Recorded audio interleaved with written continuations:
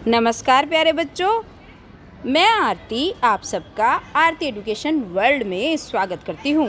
बच्चों, आज की इस वीडियो में हम आपकी कक्षा 9 की विषय हिंदी की कार्यपत्रक नंबर 77 पढ़ेंगे, जिसकी तिथि है या दिनांक है 25 जनवरी 2021। प्यारे बच्चों, इस वीडियो को हम अच्छे से पढ़ेंगे, समझेंगे और इसमें पूछे गए सारे प्रश्नों के उत्तर भी करेंगे। बच्चों, जो आज की आपका पाठ है रीढ़ की हड्डी, ठीक है, ये एक एकांकी है और एकांकी के माध्यम से लेखक ने जो समाज में व्याप्त स्त्रियों के प्रति रूढ़िवादी मानसिकता है, लोग स्त्रियों के प्रति अपनी रूढ़िवादी मानसिकता रखते हैं, उस पर प्रहार करते हुए, उस पर मतलब व्यंग कसते हुए स्त्रियों को प्राप्त होने वाली शिक्षा के माध्यम से उसमें बढ़ते हुए आत्मविश्वास और साहस को दर्शाया गया है कि वो एजुकेशन लेती है, शिक्षा लेती है और शिक्षा के द्वारा उसमें कॉन्फिडेंस बढ़ता है, सेल्फ कॉन्फिडेंस बढ़ता है, आत्मविश्वास आता है और वो साहसी होती जा रही है, ये दिखाया गया है। इसके लेखक जो एकांकीकार क्योंकि उन्होंने ये एकांकी लिखी है तो इसलिए ये बोला गया है इसके लेखक को एकांकीकार। इसके एकांकीकार हैं जगदीश चंद्र माथुर, ठीक है। जो इसके लेखक हैं उनका नाम क्या है? जगदीश चंद्र माथुर। एकांकी लगभग नाटक का एक भाग या उसका छोटा सा रूप है ना। नाटक का एक हिस्सा या एक भाग उसका छोटा सा रूप है। आपने रामलीला देखी होगी, वह भी नाटक का एक रूप है ना। रामलीला जो होती है वो भी तो एक नाटक का रूप होती है। सिनेमा को इसका आधुनिक रूप कह सकते हैं। नाटक या एकांकी में मंच पर अभिनय द्वारा किसी विषय को प्रस्तुत किया जाता है। जो एकांकी होता है या नाटक होता है, कोई एक सब्जेक्ट पे होता है, मतलब कोई एक टॉपिक ले लिया जाता है। अपने स्कूल में भी देखे होंगे, है ना, जब आपके यहाँ वार्षिक समारोह होते हैं या गणतंत्र दिवस का कोई फंक्शन होता है या स्वतंत्रता दिवस पे, तो बहुत तरीके के नाटक करे जाते हैं और किसी एक सब्जेक्ट पे, जैसे नारी शिक्षा ले लिया या समाज में भ्रष्टाचार ले लिया या फिर भेदभाव ले लिया, इस तरीके का कोई विषय ले लिया जाता है और उस पर एक नाटक दिखा दिया जाता है ना। तो आप इसको ये कहिए कि ये सिनेमा का एक आधुनिक रूप है ना, जिससे सभी दर्शक सहज ढंग से ज्ञान और मनोरंजन प्राप्त करते हैं। मतलब जब वो हम नाटक या एकांकी देखते हैं कोई, तो उससे हमारा मनोरंजन तो होता ही, उसके साथ साथ हमें कोई संदेश भी मिल जाता है उससे। नीचे दिए गए एकांकी के अंश को पढ़कर उससे संबंधित उत्तर दीजिए। तो अब हमें क्या करना है, नीचे जो हमारा पाठ से लिया गया है ये उसको हमें पढ़ना है और नीचे दिए गए प्रश्नों के उत्तर करने हैं। तो चलिए करते हैं, देर किस बात की है। मामूली तरह से सजा हुआ एक कमरा, मतलब जैसे आमतौर पर होते हैं, मामूली तरह का मतलब ये है। तो बच्चों, फिर उसके बाद अंदर से दरवाजे से आते हुए जिन महाशय की पीठ नजर आ रही थी, मतलब अंदर से दरवाजे से आ रहे हैं तो उनकी पीठ नजर आ रही है। वे अधेड़ उम्र के लगते हैं, मतलब उनकी उम्र काफ़ी ज़्यादा लग रही है। अधेड़ उम्र का मतलब ये है कि उनकी उम्र काफ़ी ज़्यादा लग रही है। एक तख्त को पकड़े हुए सीधे की ओर चलते कमरे में आते हैं। एक तख्त को उन्होंने पकड़ रखा है क्योंकि उनकी उम्र काफ़ी हो रखी है, तो वो थोड़ा जो है कमर को झुका के चल रहे हैं, तो कमरे तक आ जाते हैं। वो एक तख्त को पकड़े एक जो बेड टाइप का होता है और वो लकड़ी का बना हुआ है, उसको बोल रहे हैं। तख्त का दूसरा सिरा उनके नौकर ने पकड़ रखा है। बाबू, अबे धीरे धीरे चल, अब तख्त को उधर मोड़ दे, उधर, बस। अब वो कहता है कि धीरे धीरे चल और तख्त को थोड़ा सा और मोड़ दे। तो नौकर बोलता है, बिछा दूँ साहब। बाबू जरा तेज आवाज़ में, और क्या करेगा, परमात्मा के यहाँ अकल बट रही थी तो तू देर से पहुँचा था क्या। मतलब उनके कहने का मतलब ये है कि भाई तख्त है तो बिछाना ही तो है, जब मैं यहाँ तुझे डायरेक्शन दे रहा हूँ तो इसको बिछा। तो अब वो बोल रहा है, बिछा दूँ साहब।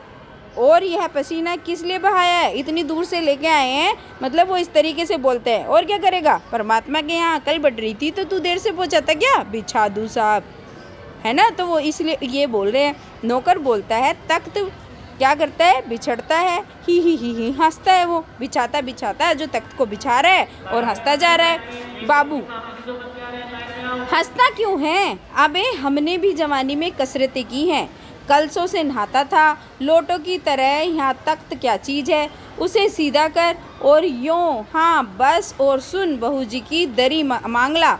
जिस उसके ऊपर बिछाने के लिए चद्दर भी कल जो धोबी के यहाँ से आई थी। अब वो बाबू उसको बोल रहे हैं, जो अधेड़ उम्र के इंसान है वो उसको बोल रहे हैं कि हंस मत, ज़्यादा हंस रहा है कि हमने भी ज़माने में खूब काम करे हैं, है ना।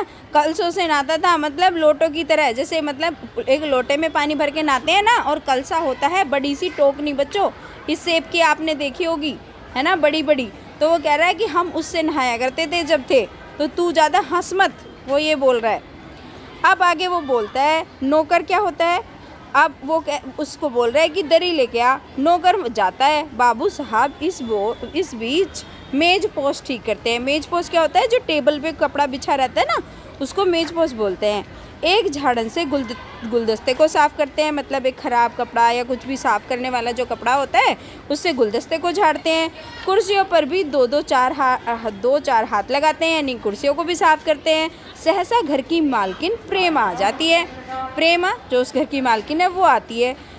गंदुमी रंग, छोटा कद, चेहरे और आवाज़ से जाहिर होता है। मतलब आप देखो उसका वर्णन किया गया है कि वो कैसी दिखती थी।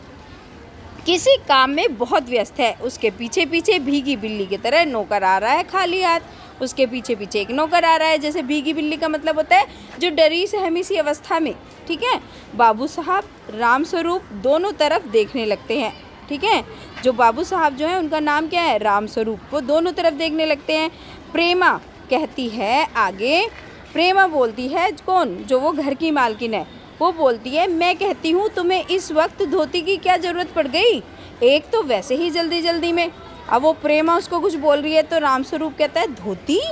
प्रेमा हाँ, अभी तो बदल कर आए हो, फिर ना जाने किस लिए कि अभी तो धोती बदल के आए हो, क्योंकि उसने नौकर से धोती मंगाई थी ना कि जा धोती लेके आ, जो वहाँ से आई है ना, बिछाने के लिए चद्दर ला। धोबी के यहाँ से जो आई थी तो वो कहती है कि अब धोबी उसने वो मंगाई थी, बहू से दरी मांग ला। तो अब वो ये कह रही है कि भाई धोती की क्या ज़रूरत पड़ेगी। तो रामस्वरूप कह रहा है धोती। प्रेमा हाँ, अभी तो बदल कर आए हो, फिर किस लिए, लेकिन तुमसे धोती मांगी किसने, क्योंकि उसने तो चद्दर मंगाई थी। तो प्रेमा कहती है यही तो कहा था रतन, कि रतन ने तो मुझे यही बोला था कि धोती चाहिए, क्योंकि उसने जो बाबू साहब हैं उन्होंने तो चद्दर लाने को कहा था कि भाई चद्दर लेके आ, तो धोबी से जो आई है, लेकिन उसने उससे वो बोल रही है कि तुमने धोती क्यों मंगाई है। तो उनमें ये मिसअंडरस्टैंडिंग हो गई है, वो इस बात पर यहाँ पे बात कर रहे हैं। तो चलिए बच्चों, इसके आगे का कि ये कन्फ्यूज़न क्या था आगे देखेंगे। अब कर लेते हैं इसके आसान से प्रश्न उत्तर। बहुत ही आसान से प्रश्न उत्तर है, अगर अपने ध्यान से सुना होगा तो आप आसानी से कर लेंगे। पहला क्वेश्चन जो आपकी वर्कशीट में है वो है प्रस्तुत गद्य हिंदी की कौन सी विधा में लिखा गया है। तो प्रस्तुत गद्य एकांकी के रूप में लिखा गया है, ठीक है। पहला क्वेश्चन तो ये है इस वर्कशीट का, ठीक है। सबसे पहले तो आप ये करेंगे। अब दूसरा क्वेश्चन क्या है, दूसरा क्वेश्चन पूछा गया है इस एकांकी को किसने लिखा है। तो हमने पढ़ा ये एकांकी किसने लिखा है, इस एकांकी को जगदीश चंद्र माथुर ने लिखा है। तो ये हो गया आपके दूसरे नंबर का प्रश्न का उत्तर। अब देखते हैं तीसरा प्रश्न क्या पूछा गया है आपकी वर्कशीट में। तीसरा क्वेश्चन पूछा गया है कि यह एकांकी किस विषय पर आधारित है। तो इसका आंसर लिखेंगे, इस एकांकी के माध्यम से लेखक ने समाज में व्याप्त स्त्रियों के प्रति रूढ़िवादी मानसिकता पर प्रहार करते हुए स्त्रियों को प्राप्त होने वाली शिक्षा के माध्यम से उसमें उभरते हुए आत्मविश्वास और साहस को दर्शाया है। तो ये हो जाएगा जो पूरा का पूरा शुरुआत में लिखा हुआ था आपके प्रश्न नंबर 3 का आंसर। अब चलते हैं प्रश्न नंबर 4 की तरफ। इसके विभिन्न व्यक्तियों या पात्रों के नाम लिखिए। तो हमने कौन कौन पढ़े, बाबू, है ना, नौकर, प्रेमा, रतन और रामस्वरूप। तो ये हो गए इसके पात्र जो इस कहानी में हैं, जो आप ऊपर देख रहे थे जब हम पढ़ रहे थे कौन क्या क्या बोल रहा है। वो सब क्या थे जो बोल रहे थे, जिसके लिए वो सब इस कहानी के पात्र हैं, ठीक है बच्चों।